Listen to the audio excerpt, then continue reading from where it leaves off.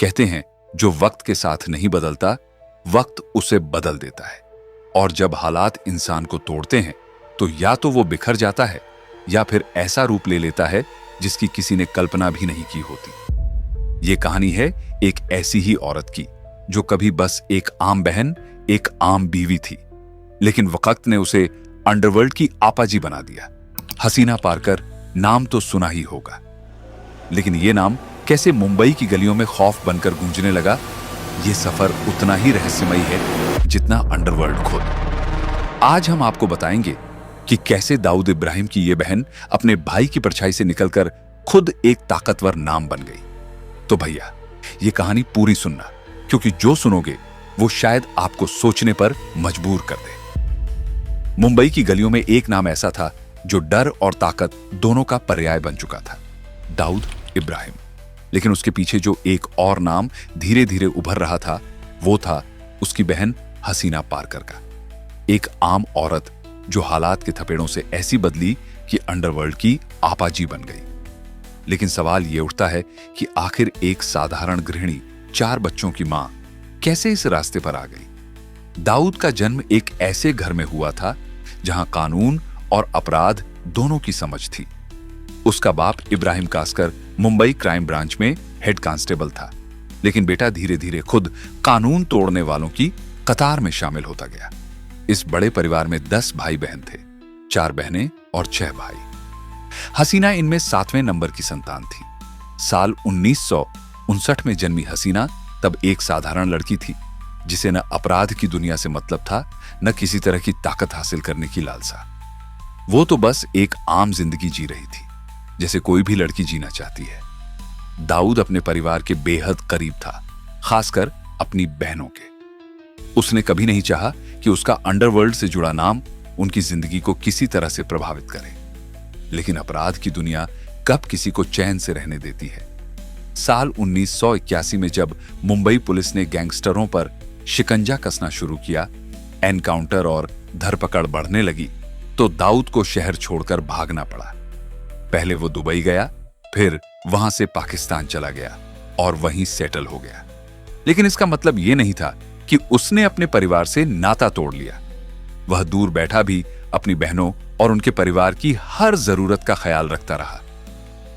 हसीना की शादी इस्माइल पारकर से हुई थी, जो न तो किसी अपराधी गिरोह का हिस्सा था और न ही उसे अंडरवर्ल्ड से कोई मतलब था।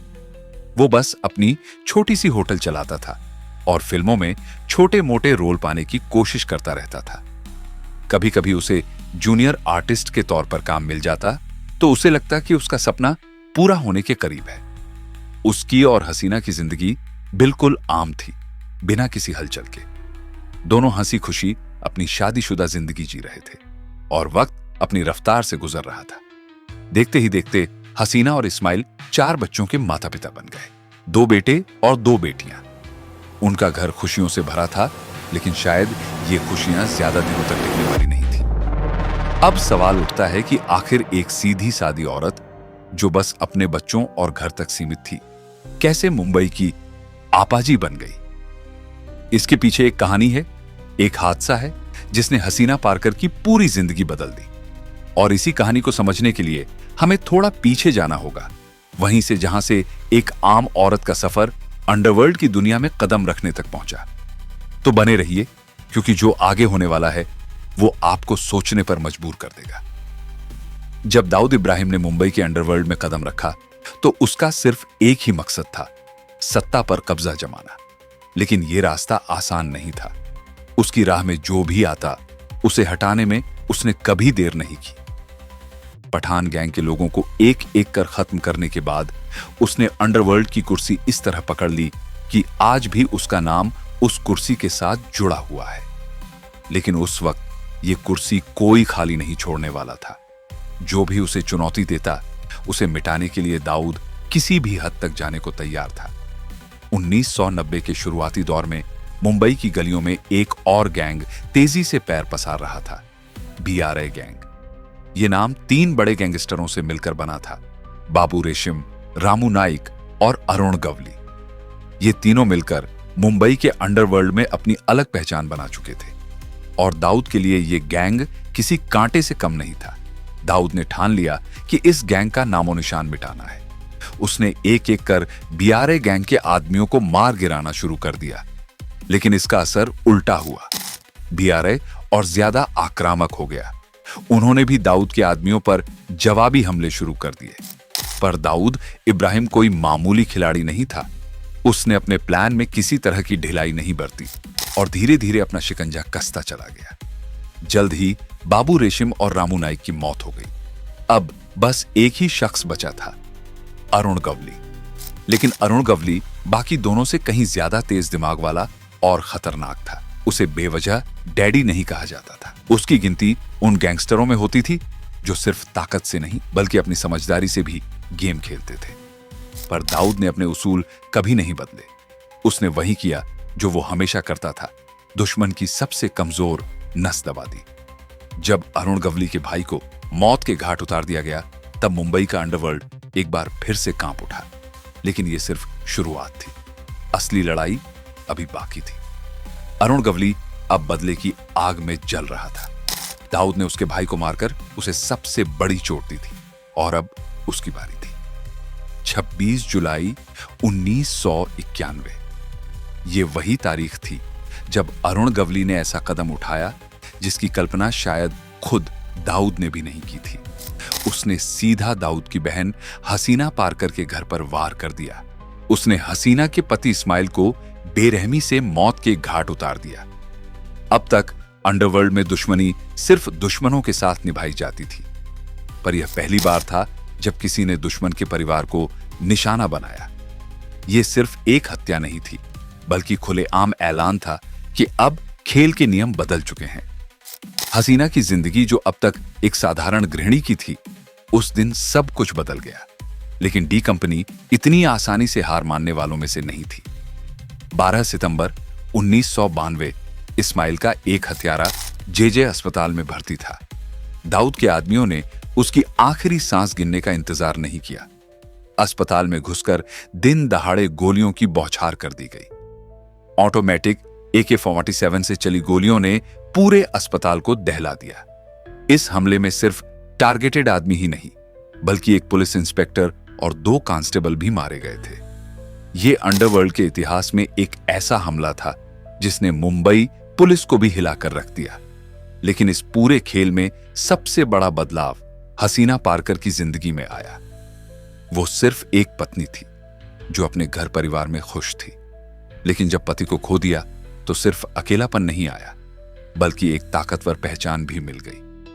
अब लोग उसे सिर्फ दाऊद की बहन नहीं मानते थे, बल्कि एक ऐसे शख्स के रूप में देखने लगे जो खुद में एक पावर बन सकती थी।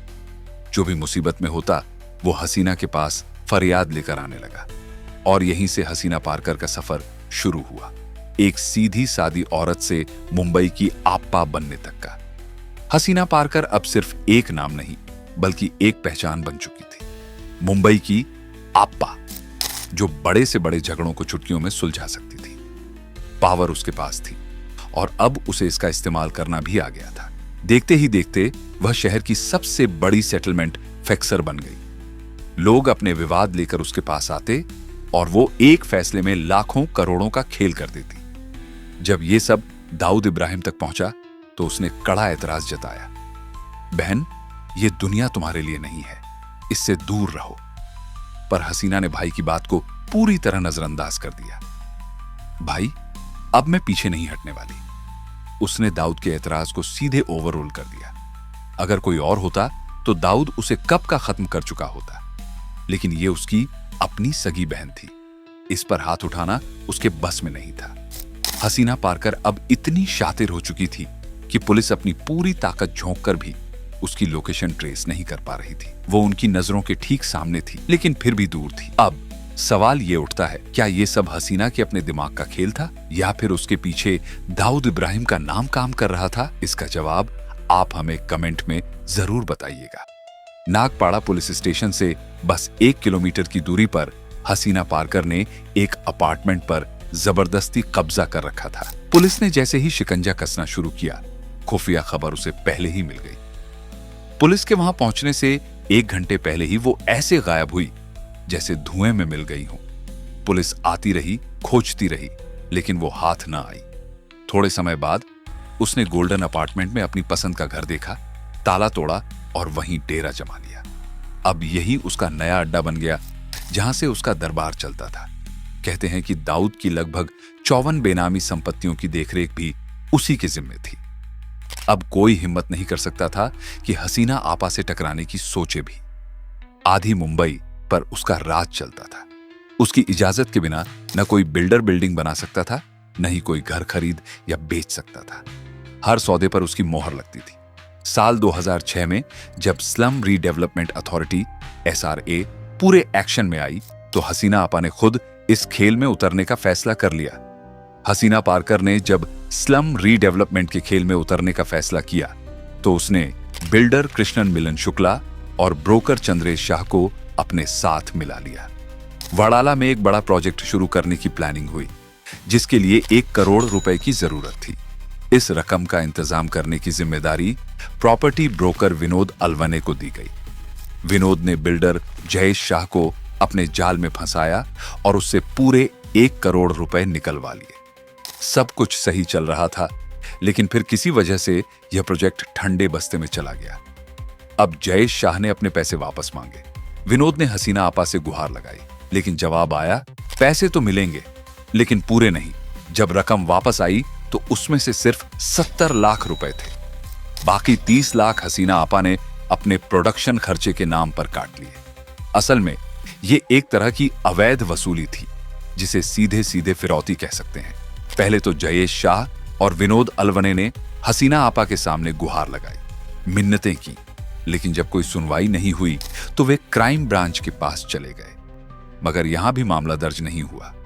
जब दोनों ने देखा कि यहां इंसाफ नहीं मिलने वाला, तो वे एंटी करप्शन ब्यूरो ACB के पास जा पहुंचे। वहां उन्होंने क्राइम ब्रांच के अफसर अनिल महावले और राजेंद्र निगम पर आरोप लगाया कि FIR दर्ज करने के बदले उन लोगों ने 10 लाख रुपए की रिश्वत मांगी थी। ACB ने तुरंत एक्शन लिया और इन पुलिस अफसरों पर कार्रवाई कर दी। लेकिन मजे की बात देखिए, हसीना आपा पर अब तक कोई FIR दर्ज नहीं हुई थी। 21 अप्रैल 2007 को यह मामला आखिरकार एंटी एक्सटॉर्शन सेल तक पहुंचा। मामला गंभीर था, इसलिए इस बार FIR दर्ज कर ली गई। जैसे ही पुलिस टीम गिरफ्तारी के लिए निकली, खबर हसीना आपा तक पहले ही पहुंच गई। एक बार फिर वह पुलिस की पकड़ से बच निकली, लेकिन अदालत ने सख्त आदेश दिया, 16 मई तक हर हाल में हसीना को पेश किया जाए। इसके बाद गोल्डन अपार्टमेंट में कब्जा जमाकर उसने अपना नया अड्डा बना लिया। यहां से वह लोगों से पैसे वसूलने लगी, बदले में सरकारी कार्रवाई से बचाने का वादा करती थी। अपने पूरे करियर में हसीना सिर्फ एक बार अदालत में पेश हुई। उसके रुतबे का अंदाजा इसी बात से लगाया जा सकता है कि पुलिस और कानून भी उसे ज्यादा परेशान नहीं कर सके। लेकिन हसीना सिर्फ अंडरवर्ल्ड तक सीमित नहीं रहना चाहती थी, बॉलीवुड में भी अपनी पकड़ बनाना चाहती थी। फिल्मों के विदेशी राइट्स के बिजनेस में घुसने की कोशिश कर रही थी। साल 2005 में उसने अपनी बेटी की शादी एक बड़े बिजनेसमैन से कर दी।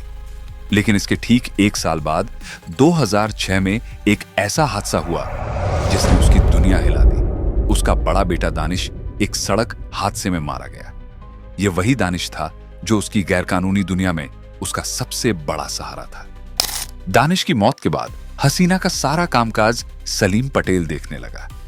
यह वही सलीम था जो कभी इस्माइल का ड्राइवर हुआ करता था, लेकिन अब हसीना आपा का सबसे खास आदमी बन चुका था। फिर आया 6 जुलाई 2014। अंडरवर्ल्ड की दुनिया में हलचल मच गई। हसीना पारकर की हार्ट अटैक से मौत हो गई, लेकिन वह अपने पीछे सिर्फ कहानियां ही नहीं, बल्कि 5000 करोड़ से ज्यादा की संपत्ति छोड़ गई। उसकी जिंदगी इतनी चर्चित थी कि बॉलीवुड भी इससे अछूता नहीं रहा। उस पर एक फिल्म बनी जिसमें मशहूर अभिनेत्री श्रद्धा कपूर ने हसीना पारकर का किरदार निभाया।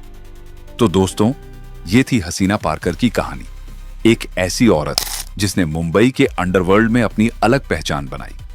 आपको क्या लगता है, क्या हसीना आपा की ताकत सिर्फ दाऊद इब्राहिम के नाम की वजह से थी, या फिर वह खुद एक शातिर दिमाग और खौफ की मल्लिका थी?